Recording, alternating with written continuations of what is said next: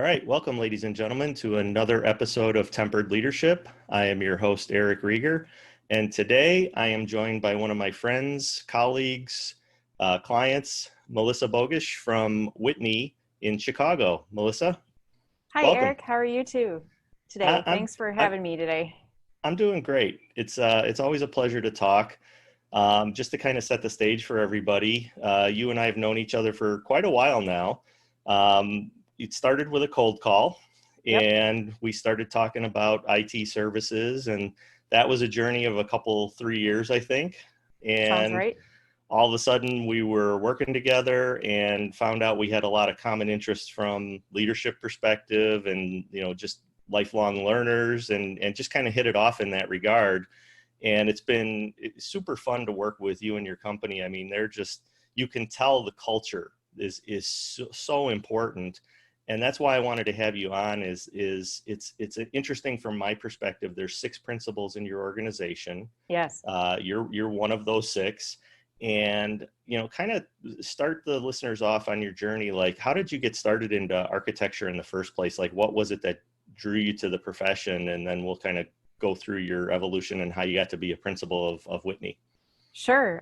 That's a great question. I grew up in a household where my parents were always remodeling something. Something was always torn up. One of the rooms in the house either had, no carpet, or a wall had been taken down, or the woodwork was being refinished. So I kind of grew up in this atmosphere of things changing a lot physically in the house. And I just got used to it. I got interested in how things work, how things get put together. How do you build a wall? How do you, redo the paint, things like that. So I was interested in that. I also used to like to go to open houses and house tours when I was growing up. So if you remember, in our area, there used to be something called the Cavalcade of Homes. Oh And yeah. you'd go through these houses and they'd be outfitted and with accessories and, wonderful bathrooms and kitchens. And I was fascinated by that. I wanted to go and just see these over the top spaces. So I did that, that too. So I yeah, totally remember that. And I had the same. It's funny because you would feel very at home in my house because there's always a room under construction here. So see, yeah. So it just became second nature that I got used to, kind of construction. And then in high school, I was really trying to look for something to study in college that was a good blend of creativity and science, or creativity and math. And architecture really started to call to me because the more I learned about it, the more I found out that you get to study architectural history, and you get to draw, and you can take art classes along with your structural classes and your classes on learning how buildings get put together.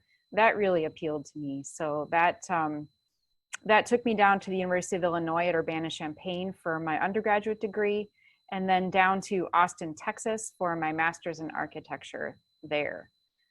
So excellent. I And returned to Chicago after that. and I can tell you, like, the minute I walked into your office the first time, the original one back in Oak Brook, I was blown away by the creativity of the space.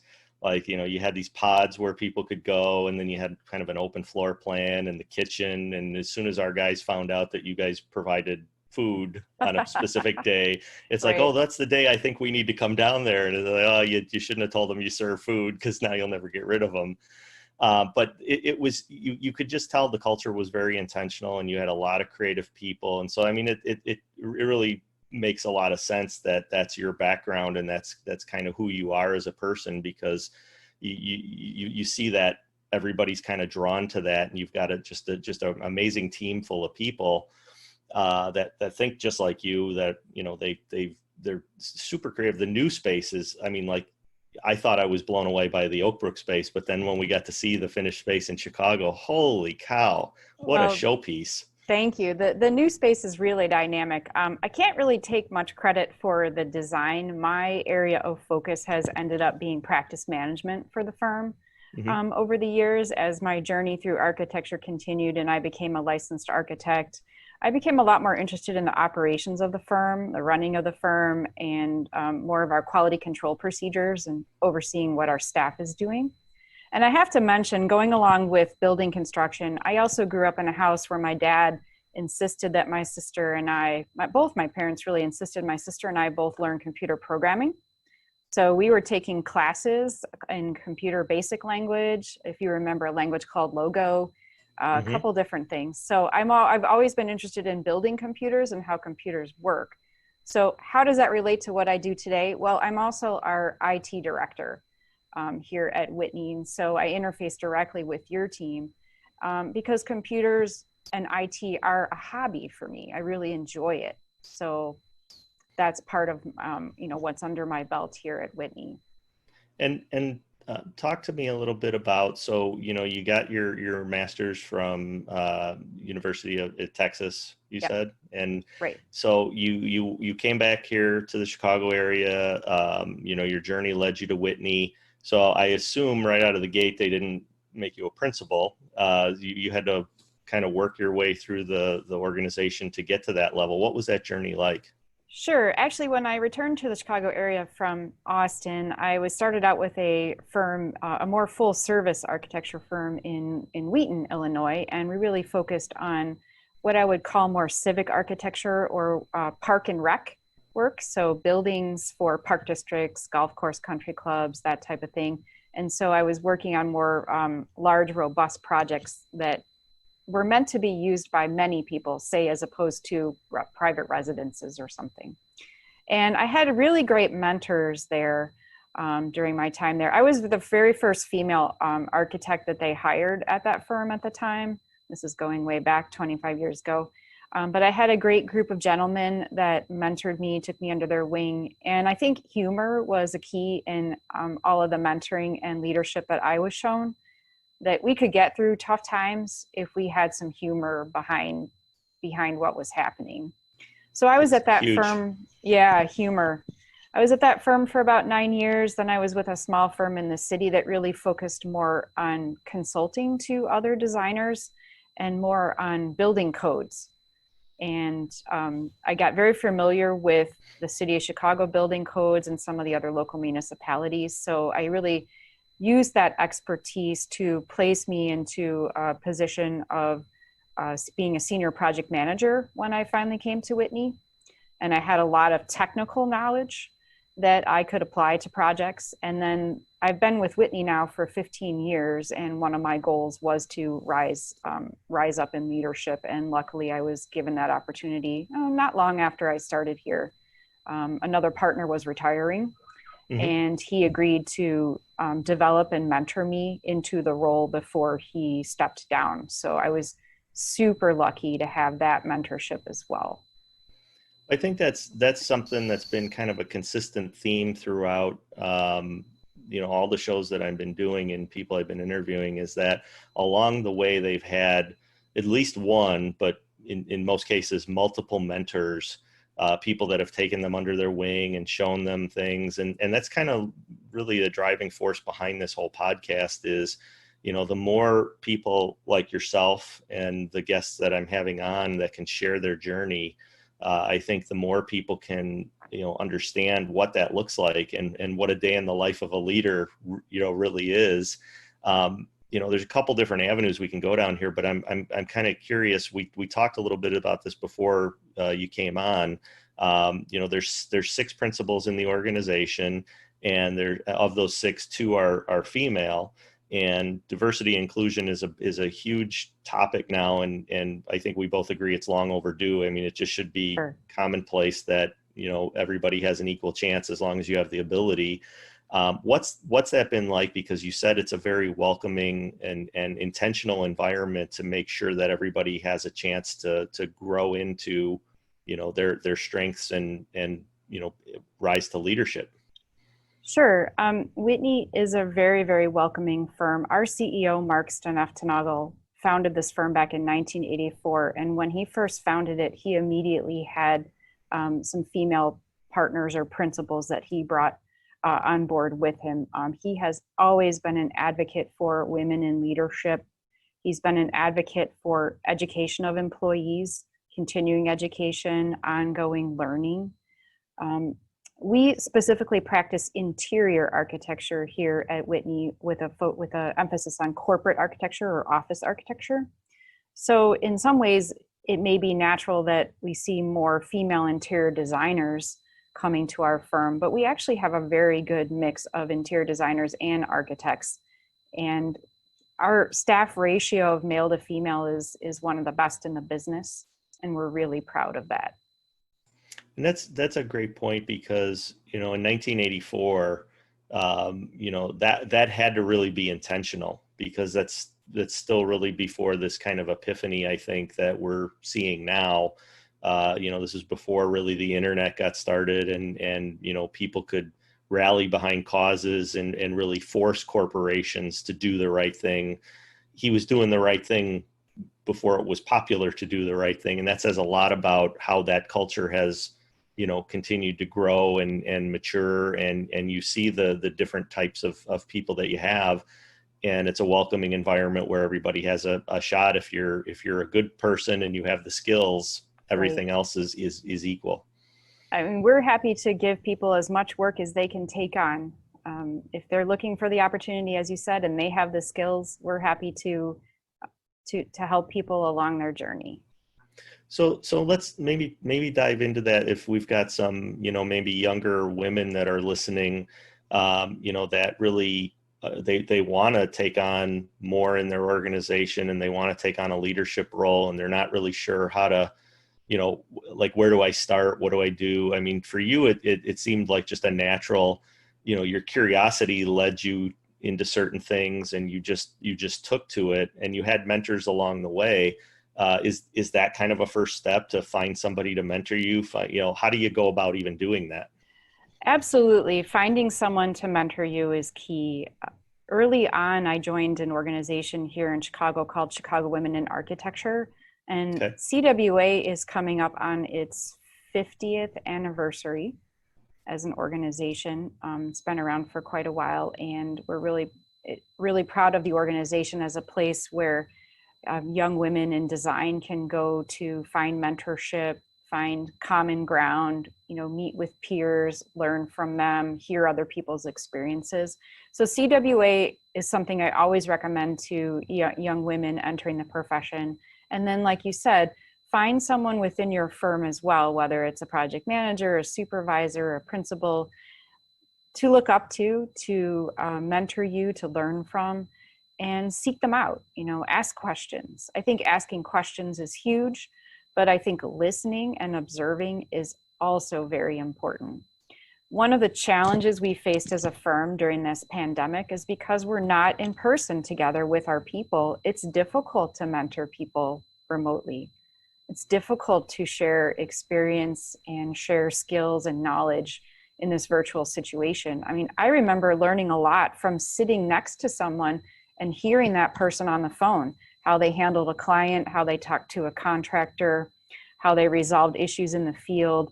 It's not happening right now. It's happening in this very strange void. And, as a firm, we are concerned about development of our staff in this void. That's a great point. Yeah, that's a great point, because, you hear a lot of, like, we're even discovering that as well as we go, that, there's a lot of efficiencies we've gained in this, virtual world. And, we're probably functioning at about 70% remote. Our field team still is coming in, and then they're making their visits depending on whether the clients are still in lockdown or if they're willing to have people come in, obviously with masks and gloves and things like that. But, one of the things that I've started noticing slipping just a little bit is that interpersonal action of sitting next to someone. And you're absolutely right. The absorption of just being in a room, and you can hear somebody having a conversation, and then they get off the phone. And you're like, oh, can I ask you a few questions about that? Because this is the first time I've heard of something like that.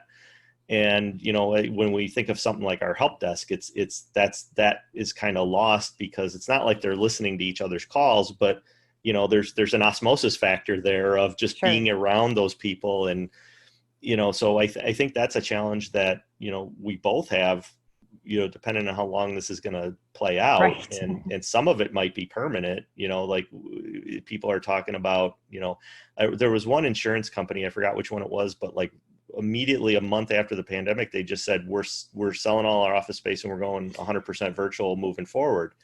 And I was like, I don't know about, I mean, you know, I get there's cost factors and things like that. But man, I don't know if that's a good long-term strategy from the human perspective. Correct. And that's something that we're currently counseling our clients on right now. We've had multiple clients come forward to say, hey, we really think we're going to start offloading real estate, downsizing, manipulating our space. And we're really encouraging them to take a couple deep breaths, not just one, but, 2, 3, 4 more, to say, hey, think about why you need to bring people together, when you need to bring people together, and think about that human interaction element that's really missing right now. And how are you going to develop your people?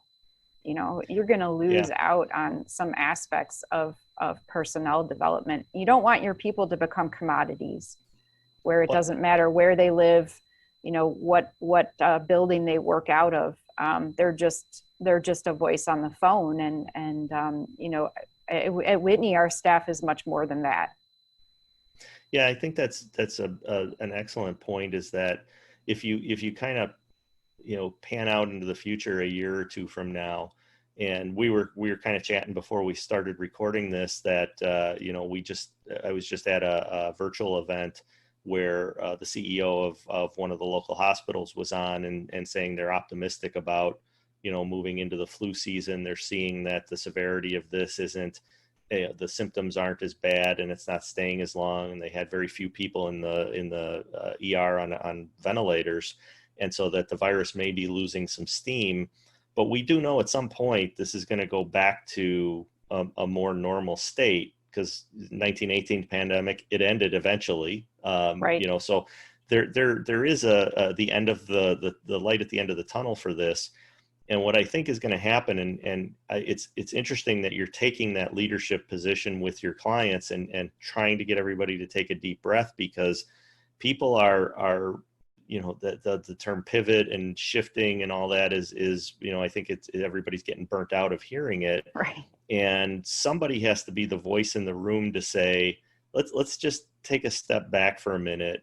And sometimes it's hard when, if depending on revenues and contingency plans, like they may be forced into making these knee-jerk reactions, and you're over here, you're trying to say, hey, everybody, let's calm down and let's think about all the factors that go into this, because when this is over, and it will be over at some point, I think there's going to be a resurgence. And you guys, I hope you're ready for it, because I think there's going to be this resurgence of, all right, everybody back to the office. And I just can't see it, for that human element that we're talking about right now is going to be the catalyst for it, because psychologically, and I'm starting to become somewhat of an expert in this from a personal standpoint of how the mind works and how you need people and interactions. And there's, this is great that you and I can get to see each other right through a video cam. It's not the same as, No. When we go out to lunch. Exactly. I get jacked up when we're going to go out to lunch, because there's always some interesting conversation, and the body language, and like, I'll say something, you'll get excited, then I get excited because you're getting excited. You just don't have that over a Zoom call or a Teams chat. Yes, I completely agree with that. And we are really hoping, of course, in our industry that, things will swing back around, and that the interest in returning to the office will start to increase. At Whitney, we have reopened our Chicago office at the beginning of June, and we have been incrementally increasing the number of staff we allow to come down to the office. And we recently ratcheted that number up to 15 staff plus any of the principals at any one time, so about 21 people. And our staff, just for the audience, is hovering at about 42 people total right now. So, we're taking steps. We're offering the office to anyone who feels comfortable coming to the office.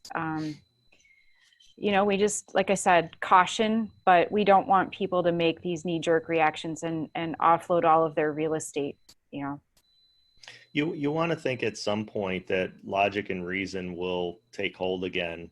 Although in this year, in this climate, whether it's, the pandemic or the politics, it's hard to put logic and reason front and center. And that's been a real challenge for me as a leader. One of the things that we did early on was to try and over communicate with our staff and our clients about, hey, none of us really kind of know what's happening, but we know this is serious. And, one of the things that I did is start to tune the news out and start to tune the experts in. And that's why, the gentleman I mentioned from the local hospital, I was in contact with people who work there in the ICU. What are you seeing? What are you hearing? What's your administration telling you? And then just passing that along to my networks and trying to figure this out together, because, I don't know how you felt about it, but I learned how to disinfect an N95 mask in an oven on a block of wood. It was crazy, the stuff that I was having to learn, that I'm like, never in a million years would I have expected that was going to be one of my challenges in leadership. True. I think you brought up a couple good points, and one of them was to encourage people to tune out all of the excess noise and all of the news, and I'll put that in quotes, coming at us, all of the headlines.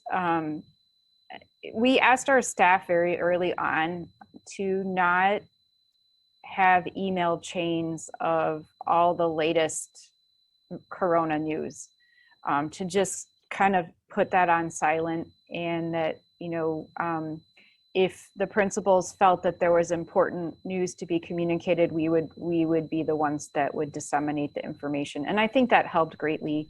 I think also personally, that was something I took to heart, which was to really limit my consumption of all of that noise coming in.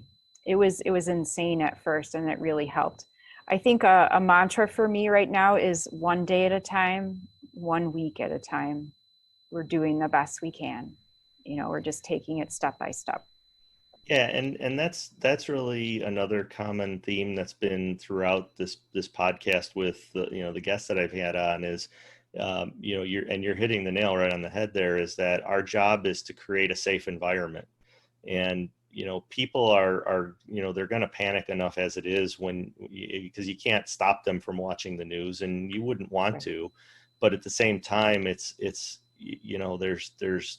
agendas, no matter what channel you turn on, the whole, if it bleeds, it leads, it's sensationalism. Sure. And it's not fair and balanced. It's opinionated. It's opinion pieces, and it's designed to elicit a response. And so our job was to, kind of cut through that. We did a very similar thing, as we created a read-only channel in our teams, and it was the COVID channel, and we would post information without commentary unless we could put a positive spin on it. It's like, we didn't want to say, hey, 100,000 people are dead, right, and you might be next. I mean, like, that does nobody any good. But when they saw, I think, and again, I rather let them speak for themselves, but I think one of the important things that we did was make them feel like they mattered more than anything else. And, I think our clients, and you can speak to this, however you felt, that there was just an appreciation that, hey, we're all looking out for each other. I don't want to send somebody to your office that, Sure. if there's a positive, asymptomatic positive person, we certainly don't want to expose them to your group of people, and vice versa. If you have somebody in your office, you certainly don't want to, we don't want to be carriers to the problem. Sure. But we just don't have the testing if we don't know what's going on. So let's just communicate. And how can we continue to work and do the job and be there for you without being there? I think that was the best news I received, was communication from the WebEd team saying, we're here for you, and we're ready and able to support you even from afar for whatever your company requires. And that just, was a sigh of relief for me. Who knows what's around the corner? We hope it's good things. Right. I hope, 6 months into this now, we're all, I guess, a little bit more accustomed to these rapid changes in direction. Pivot. Yeah, the pivot. I didn't want to say pivot, but isn't that the show? Pivot is the new black. Pivot is the new black. Right. Again, on some of your other podcasts, I know your guests have touched on the power of positivity and presenting a positive attitude and bringing your best self to the office. And that's been a challenge for me during this, making sure that whether I'm virtually interacting with the staff or interacting with the staff in person, that I either use humor or some other mechanism to kind of still put up a good front, bring the positive. We've each had to challenge ourselves to get out of bed during this and to bring that. So It's hard some days. it's Yeah. you look out, I think the weather's been very unusual during this time. I mean, Oh that's yeah. been something that's it put a damper on spirits as well. But I just appreciate hearing your other guests talk about these challenges too, that we're not alone, I guess, is what another message to our staff is, that each of us is dealing with this and we're trying to do it as a family, as a work family. But I think there's a power in vulnerability, because, and this isn't, again, we keep touching on the common themes, but, in leadership, in traditional top-down leadership, the people supposedly on the bottom of the food chain look up to the other people on top for all the answers. And that just, and then when you're on the top, it puts so much pressure on, because there's absolutely zero chance you're going to know everything. And so now everybody in the chain has been set up for failure.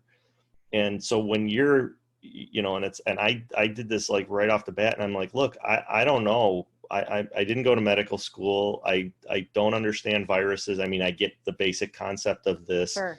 But it sounds different. Enough doctors are sounding, the warning bells. Like, we need to take this seriously, and we need to just start having conversations with, staff and with clients, and be vulnerable and say, look, I don't know what's going to happen, but I'd like to err on the side of caution. And I think people appreciate that. Like you're saying, it's like, it's hard to get out of bed sometimes. I've suffered from depression most of my life. And, I've gone to therapy for it, and I've gotten myself on a better track. But there are things that, when stuff like this hits, you give everything of yourself, and then you find that you're just so drained. And if you're not Sure. taking care of yourself in the physical sense, like and eating right and getting enough sleep, and all of that stuff just starts to pile on. And then all of a sudden one day it's like trying to get out of bed is the most monumental task in the day. And you then have to put on the brave face to go tell everybody it's going to be okay. That's a tough spot to be in leadership. And I think that's part of the power of kind of what we're doing here. And then when you and I go for lunch, and Yep. I do with some of the other people in my circles, is you and I can relate to that position, because Yes. that's the weight of it. That's what we're in for. And I could be transparent and talk to my staff about it, but they don't have the same perspective, because it's not their role. Sure. So it's just hard to relate to somebody who just doesn't have that experience or that. So this is, to me, helpful and therapeutic, just doing these types of interviews, and the lunches I miss, and those types of things. But I think that's what keeps us all level set. Absolutely. I mean, I've got some other colleagues in the industry who are in similar positions to me, and we have been communicating with telephone calls and emails and things to just check in on each other. Hey, how are you handling this at your firm? How is everything going? How are your people doing? What are you doing to keep your staff going? That's been invaluable to me as well. Yeah, I miss that connectivity. It's just been a challenging time, but we really, really got to believe that we're going to come out of this stronger. Hopefully our interpersonal relationships with our staffs will grow deeper after this. There'll be we've all come from this common place of difficulty. So hopefully we'll all move forward together. I think, and again, I'd love your feedback on this, but I think there's a couple things that are going to happen from this, is that, one, when we get to the other side of this, and we will get to the other side of this, is we're going to have a better appreciation for the human connection. I think we take for granted, or we did, I personally just take for granted being around people all the time. Sure. So I think that's going to be front and center. I think this has really forced most organizations to take a long, hard look at technology. And I'm not saying that as a person in the field of technology, Sure. but I mean, it came front and center as like things people were putting off for a really long time. Sure. All of a sudden, like, hey, we have to have this now. We have to implement this. We have to be able to work from home. We can't just stop, and we can't put people in the office. So help us figure this out. And then the third thing I think is it's going to put a spotlight on contingency planning as part of your annual, because you're a planner. Definitely. That's kind of a key we look for when we're looking for business relationships and personal relationships. Sure. Is, people who don't fly by the seat of their pants. They like to Sure. plan. I think contingencies are going to get more attention than they have in the past. That's a great point to bring up. I mean, one of the things that I've said to several of our staff members is that, there was no business out there that had a contingency bucket for a pandemic that I'm aware of. I mean, and our business included. We didn't have a bucket of money set aside just waiting for a pandemic. No one did. But going forward, you better bet we're going to have some type of reserve set aside, or some type of, as you say, contingency plan or fund or something to deal with something like this again. It was completely unanticipated, but it certainly rings the warning bells for the future. Well, and you've seen too with the PPP loans that, a lot of businesses were hanging by a thread waiting for the government to come in and save them. And then the banks got involved, and then the guidance was like every day the guidance changed. Yes. And they're still changing it on the forgiveness side. Nobody knows. We're going through the same thing, Eric. Nobody knows. We are, categorizing those funds in a particular manner right now because we don't know what we're going to be allowed to do. Yeah.